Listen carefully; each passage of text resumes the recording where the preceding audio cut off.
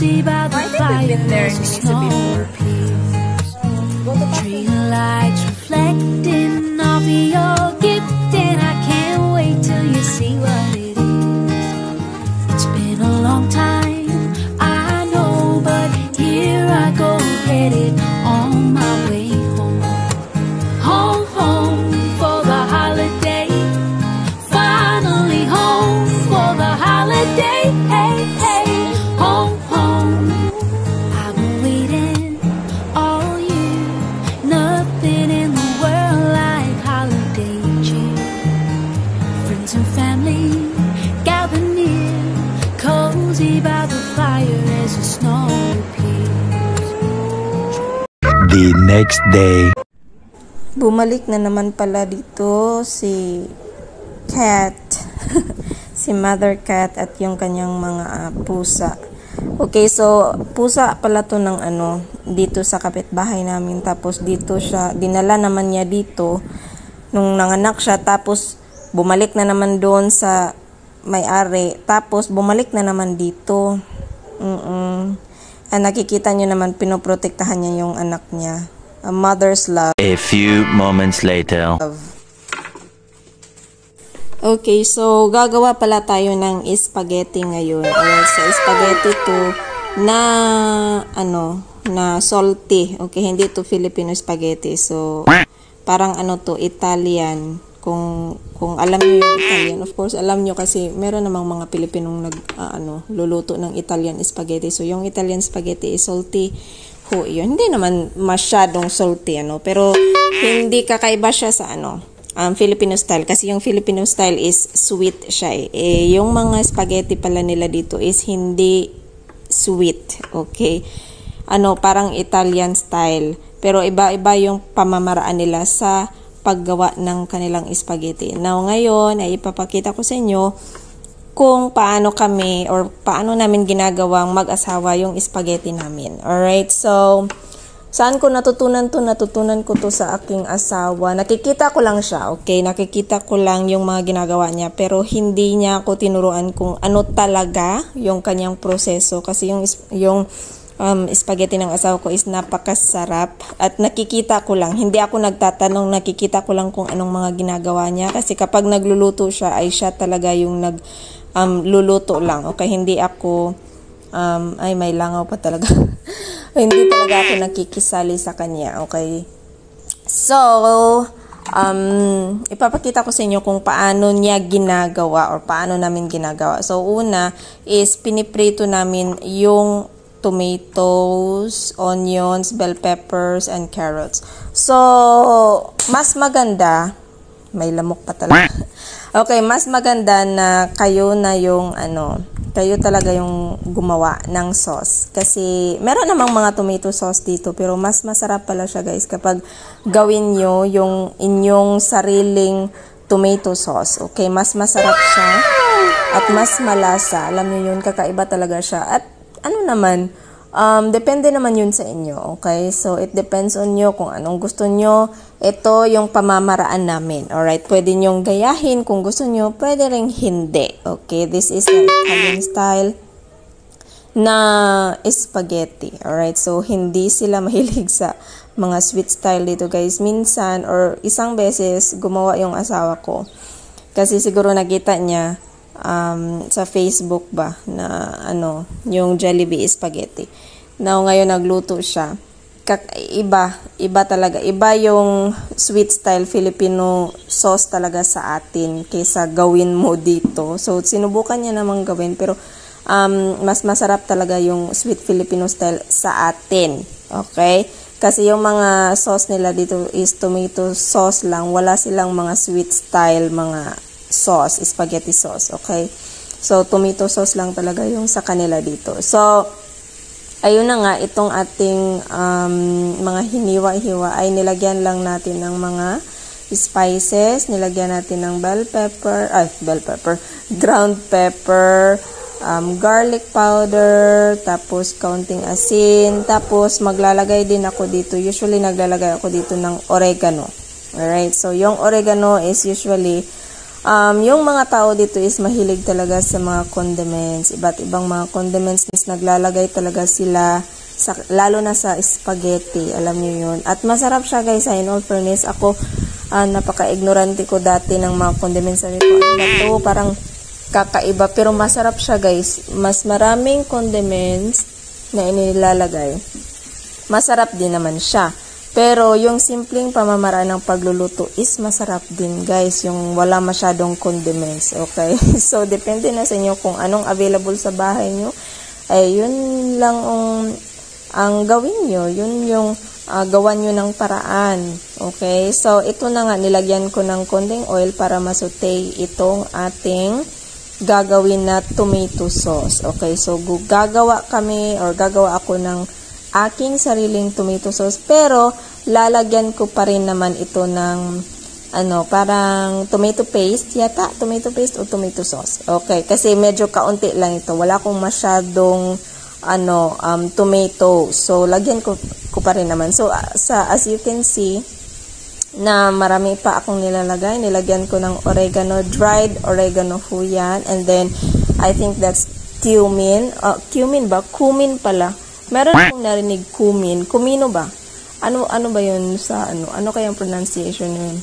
Ano kayang correct pronunciation nun? Cumin or cumin? Yung sa akin is cumin kasi nga see you. Pero may nakita akong nagsabing cumin daw kasi cumino, cumin. Alright, so i-search ko muna, okay? Sa Google. Alright, so i-mix lang yan. Dapat lutuin lang natin yan. Lutuin lang natin yan. Napaka-simple lang. Actually, yung bell pepper ko is kulang yan eh. Pero,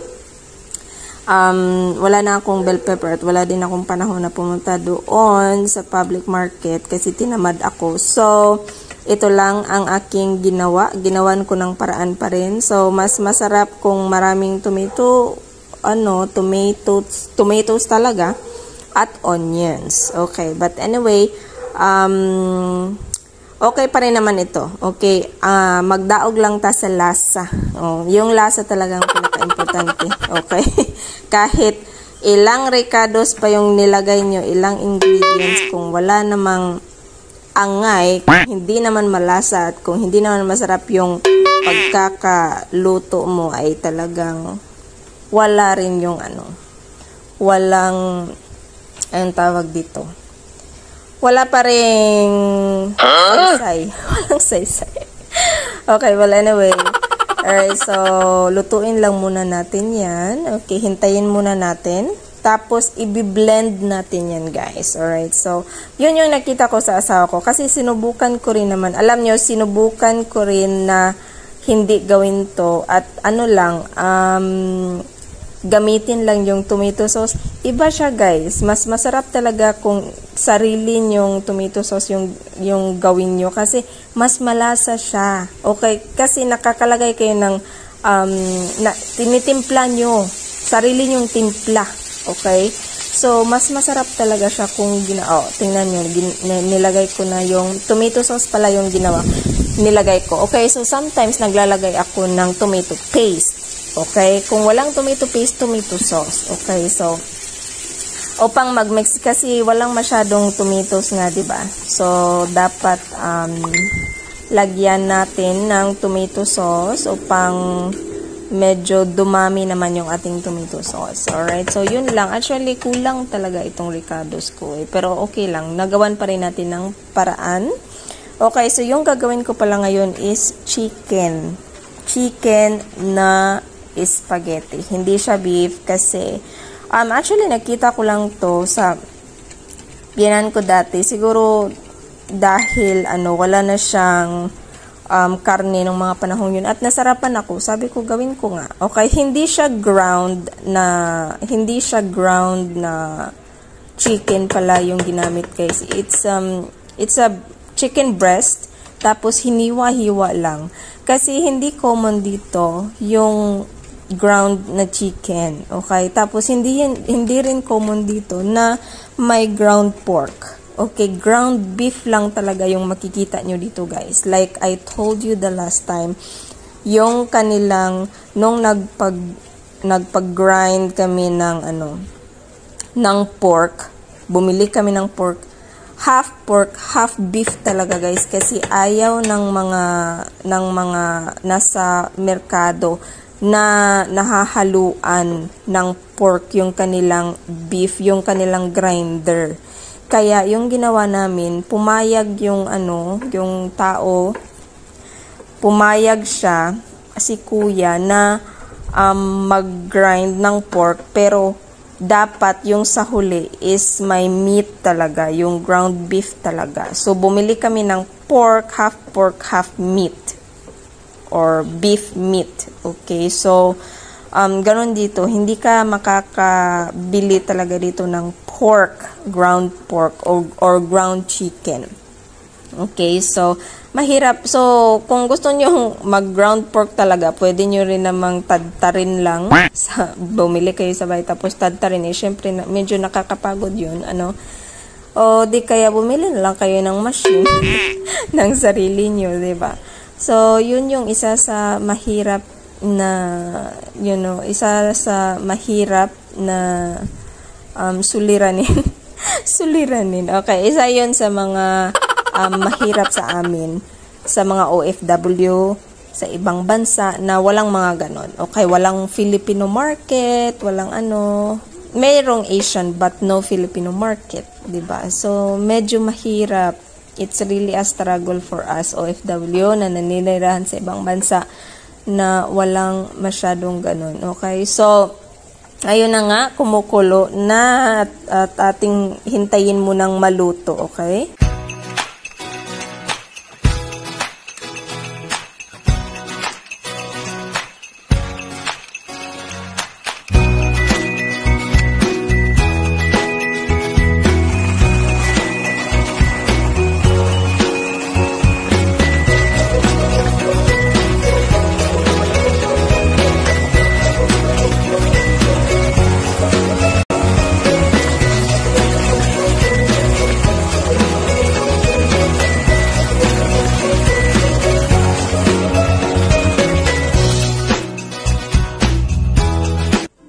So, ayun na nga, maglagay lang tayo ng oil sa ating pan. So, natapos na nating i-blend yung ating sinutay kanina na mga condiments at yung tomato sauce natin. So, painitin lang natin ang ating oil and then ilagay natin ang chicken breast. Alright, so ito yung sinasabi ko sa inyo na hindi siya giniling na manok. Alright, so tinimplahan ko lang ito ng paprika and then garlic. Kaya kung napapansin nyo, wala akong nilagay na onion kasi may onion na tayong nilagay doon sa ating tomato sauce na ginawa. Alright, so ayoko nang magdoble-doble pa. So, yun na yung onion. So, kaya dito, nilagay ko lang is garlic powder, black pepper, and then paprika.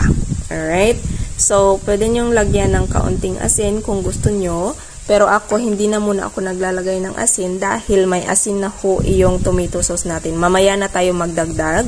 Tapos, lagyan natin ng tomato sauce. So, depende na sa tomato sauce. Ay, hindi.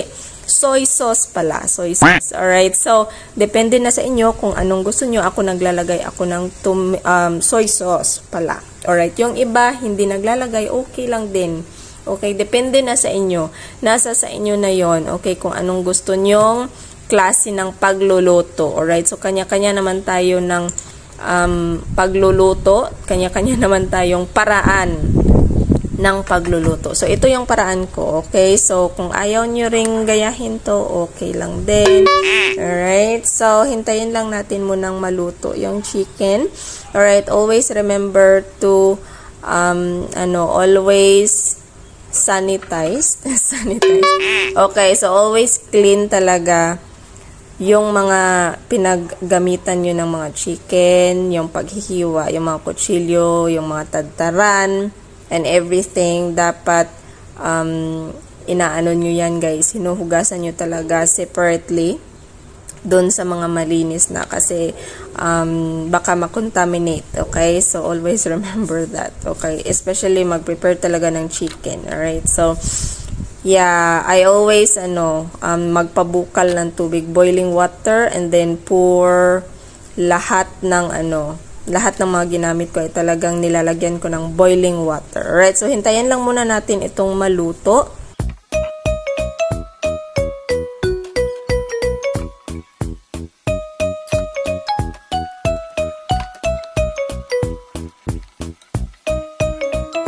So, while waiting for our chicken na maluto, so maglagay muna tayo ng water sa ating kaldero. Okay, this is especially for, ito yung binili namin sa Brazilian store. Special talaga to for spaghetti. Nakikita nyo may mga butas-butas, ano.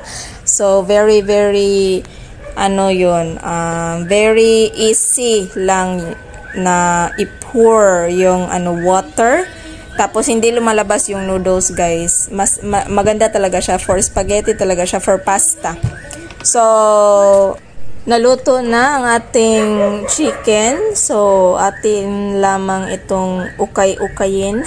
Ukay-ukayin. Alright, so, after nito is, ilalagay na natin ang ating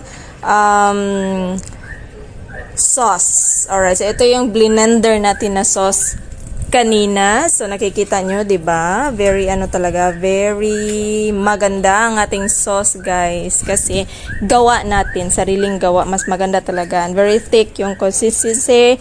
Kung kayo ay medyo na sobrahan lang sa thickness niya, ng consistency. Yeah. Alright, so pwede nyong dagdagan ng water. Okay, pwede lang, dagdagan nyo lang ng water. Okay na yun. Kasi titimplahan nyo pa rin naman yan mamaya-maya. Okay, so i-absorb lang lahat ng timpla, ng chicken, tapos yung timpla. Kasi timplado na rin yan. So, hindi nyo na need na magtimpla talaga ng marami. So, konting adjustment na lang of the timpla. Okay, so lagyan pala natin ng bay leaves. Okay, so dito, sa spaghetti nila, naglalagay sila ng bay leaves, guys. Kung akala nyo adobo lang nilalagyan ng ganon, hindi. Pati spaghetti dito, guys, nilalagyan. Kaya, nung una na siya ko, sabi ko, huy, nilalagyan nyo pala ng bay leaves. Nilalagyan, masarap naman pala, guys. Nag-a-add siya ng different flavors sa spaghetti sauce nyo. Try nyo, okay? So, ito yung pamamaraan nila dito ng pagluto. Siguro sa iba rin, okay? Pero kadalasan talaga, parang ganito, okay? Or, yeah. Ay, ewan ko ano ba yan? Okay. Ay, nako. Okay, so, lagyan natin ng cheese. Okay, so, naglagay ako ng cheese kasi medyo kulang sa timpla. Yung kulang sa asin. So, instead of asin, naglagay na lang ako ng cheese kasi yung cheese na nabili namin is quite salty. Alright, so, instead of lagyan ko na lang ng lagyan ko ng asin, cheese na lang para cheesy. O, diba? I think, ito pala, mozzarella cheese. Okay, kaya medyo cheesy talaga siya. Mozzarella cheese pala to. Hindi to salty. Okay, hindi salty tong mozzarella cheese. Okay, so, nilagyan ng cheese para cheesy. If you don't want to put cheese, okay lang din. Yung iba naglalagay ng liver spread. 'Di ba? Yung iba naglalagay ng liver spread.